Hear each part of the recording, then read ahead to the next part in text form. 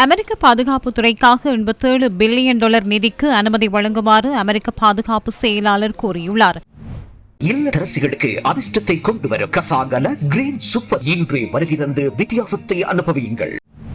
குறித்த நிதியில் $67 பில்லியன் மத்திய கிழக்கு பிராந்தியத்தின் ராணுவ நடவடிக்கைகளுக்காகவே ஒதுக்கப்படுகின்றது. கடந்த ஏப்ரல் மாதத்திலும் அடுத்த நிதியாண்டுக்காக பென்டகனுக்கு $1.5 டிரில்லியன் வழங்குமாறு வெள்ளை மாளிகை காங்கிரசிடம் கோரிக்கை விடுத்திருந்தது. இந்த கோரிக்கைகளை நியாயப்படுத்தி நேற்று உரையாற்றிய அமெரிக்க பாதுகாப்பு செயலாளர், எதிரிகள் அமெரிக்காவை மிஞ்சாமல் தடுப்பதற்கு இத்தகைய தீர்க்கமான முதலீடுகள் அவசியம் என குறிப்பிட்டார். இந்த நிதி கிடைக்காவிடின் அது அமெரிக்க ராணுவ வீரர்களின் சம்பள கொடுப்பனவுகள், ஆயுதங்கள் மற்றும் வெடிப்பொருள் விநியோகம், அத்துடன் எந்தவித தடங்களுமின்றி ராணுவ நடவடிக்கைகளை முன்னெடுத்து செல்லும் திறன் ஆகியவற்றுக்கு பலத்த அச்சுறுத்தலாக அமையும் என அவர் சுட்டிக்காட்டினார். அத்துடன் இந்த நிதிக்கு ஒப்புதல் அளிக்கப்பட்டால் அது அமெரிக்க ராணுவத்தை ஏனைய நாடுகளை விடவும் மேலோங்க செய்யும் ஒரு தலைமுறை முதலீடாக இருக்கும் எனவும் அமெரிக்க பாதுகாப்பு செயலாளர் தெரிவித்துள்ளார். அமெரிக்கா ஈரானுக்கு எதிராக ஆரம்பித்த போரின் ஒட்டுமொத்த நிதி செலவு குறித்த அரசாங்கத்தின் அதிகாரப்பூர்வ மதிப்பீட்டு அறிக்கை இதுவரை வெளியிடப்படவில்லை. எனினும் போரின் முதல் வாரத்தில் மாத்திரம் அமெரிக்காவுக்கு சுமார் $11 பில்லியன்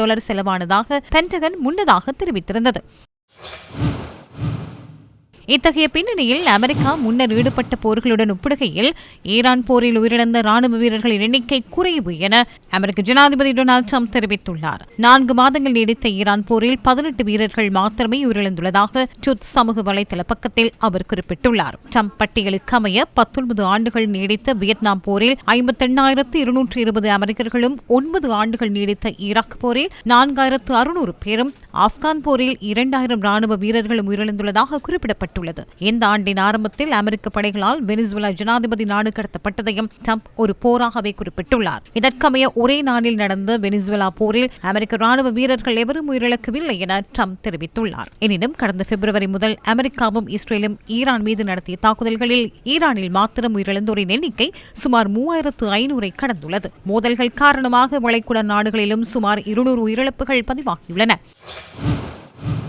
இதற்கிடையில் மத்திய கிழக்கு நெருக்கடியை தீர்ப்பதற்கான பேச்சுவார்த்தைகளுக்கு அமெரிக்கா இன்னும் தயாராக உள்ள போதிலும் ஈரான் அது குறித்து உண்மையான ஆர்வத்தை காட்டவில்லை என அமெரிக்க ராஜாங்க செயலாளர் மார்க்கோ ரூபியோ தெரிவித்துள்ளார். பிலிப்பைன்ஸின் மணிலா நகரில் நடைபெறும் ஆசிய அமைப்பின் உச்சி மாநாட்டில் கலந்து கொண்டு உரையாற்றிய போதே அவர் இதனை குறிப்பிட்டுள்ளார். ஈரான் பேச்சுவார்த்தைக்கு தயாராக இல்லாவிட்டாலும் அமெரிக்கா மற்றும் அதன் நட்பு நாடுகளின் உரிமைகளுக்காக தேவையான எந்தவொரு நடவடிக்கையும் எடுக்க அமெரிக்கா தயங்காது எனவும் அமெரிக்க ராஜாங்க செயலாளர் மார்க்கோ ரூபியோ தெரிவித்துள்ளார். ஹோர்முஸ் நீரிணையின் அதிகாரத்தை கைப்பற்றுவதற்கு ஈரானுக்கு ஒருபோதும் இடமளிக்க முடியாது எனவும் அவர் சுட்டிக்காட்டியுள்ளார்.